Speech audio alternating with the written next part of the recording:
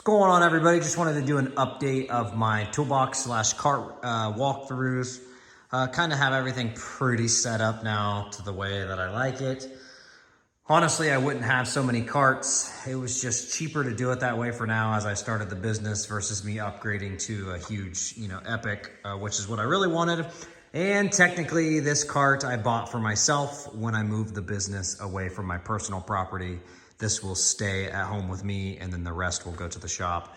This is my diagnostic cart. This is my main box, of course. This ended up as storage, which was supposed to be my move around cart, but I love the Epic cart, so it was just, I switched back. It was a whole thing. If you go back through my videos, you'll see that I was in a maximizer, then got rid of the maximizer and ended up back to this. So before I take up an insane amount of time, let's just get right to it. So this is my top drawer. I'm not gonna get into all the specifics. Not much has changed up here. So if you have any questions about any specific tools or anything in any of these drawers, just leave them down in the comments. If you like this kind of content and stuff, please feel free to like and subscribe. I'm sure you hear that in every single video. It just helps us obviously gain more views, which boosts our algorithm, which eventually, hopefully you can get monetized, which means you can make money, which means obviously you can start buying more tools and do more videos and all that jazz. So that's why you hear and see that in every single video. And it makes sense because when I look at my numbers, like 97% of people that view my videos are not subscribed. So the bottom drawer is just kind of a catch-all for right now. I really need to do something with this. It's what I use for like my brakes and stuff like that. I didn't really say much about these. It was plier drawer, screwdrivers. This has kind of been changed a little bit. And then this is my wrench drawer, obviously. Those are awesome. The Mac Precision Torque wrenches. And so, like I said, this is kind of just whatever. My bit kit from Mac.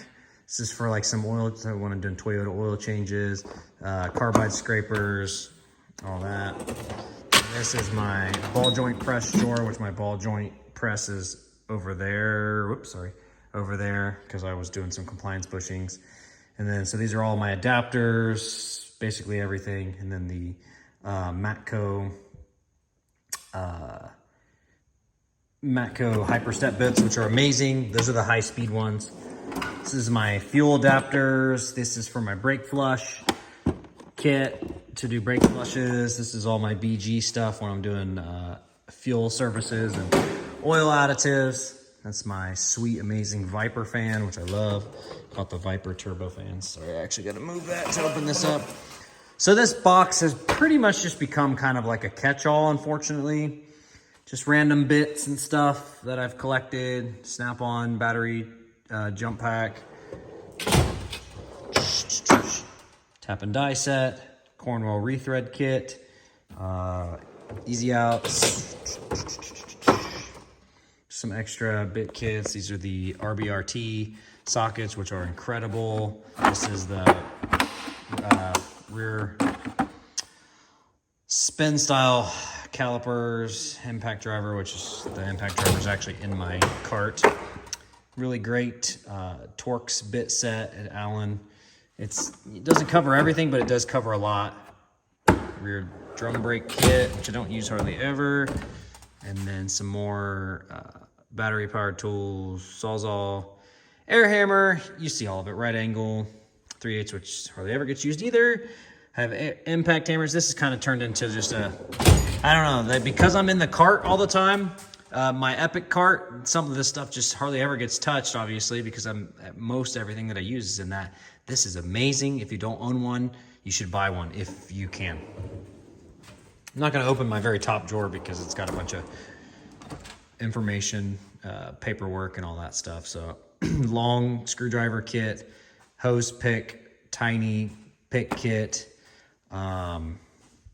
the angled wrenches. It's kind of one of them wrenches that you don't use hardly ever, but when you do need them, they're amazing. The PWZ wrenches, which are really great for specific jobs. Another tiny pick set. This is sad, but this is the Trebus tools. They're out of business. So unfortunately, I think they could have stayed in business had maybe they changed their price point a slight bit. But I don't know. I don't know what was going on behind the scenes there with that company. Some more pliers, snap ring, some more vice grips, all sorts of crazy stuff in here. Jump pack, spring compressors, which I don't use because they're sketchy as all get out. Leak down tester.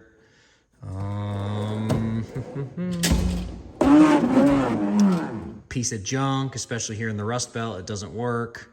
Just a case for one of my torque wrenches, some thin wrenches. These are actually really cool, and they're cheap from Home Depot, Husky, and they're the thin wrenches, so you don't have to buy them from one of the big name brands if you don't want. Some cheap Pittsburgh stubbies. I don't use them a ton, but they do come in handy. Brake bleeder wrenches, which are awesome for certain vehicles. Just protected lug nut sockets from Harbor Freight. I just feel like no matter where you buy them from, the plastic wears out, so I just buy the cheap ones. And that one was an open box kit. This is a power steering, power steering pump pulley. Let's see what else we got here. Oh, this is the bolt puller kit. It's a really nice kit. Bore scope, it's a really old one. I had to buy that and modify it specifically for one job, so I've only used that tool ever once. Ball joint separator. This is also for tie rod ends and stuff if you run into that. This is, that's a cam lock set, which I've never used. It was for a Volkswagen. No idea why I ever bought that because I don't work on them. Pitman arm popper, which is amazing. Harmonic pulley puller. Cooling system adapter set and coolant pressure test kit from Snap-on. It's cheaper if you do it with the Blue Point. Bolt buster, which this is one of my videos that got like 1.5 million views because I used that and people freaked out for, I don't know, a bunch of different reasons. Universal, man, I gotta quit putting my finger, sorry. Flare tool kit, which is amazing if you do a lot of brake lines. This is the coil kit for that. And then this is my block tester to check for head gaskets, blown head gaskets. And then this is just a bunch of different kits. It's like a heat gun. It's my Robinair refrigerant leak detector. Let's see. This is compression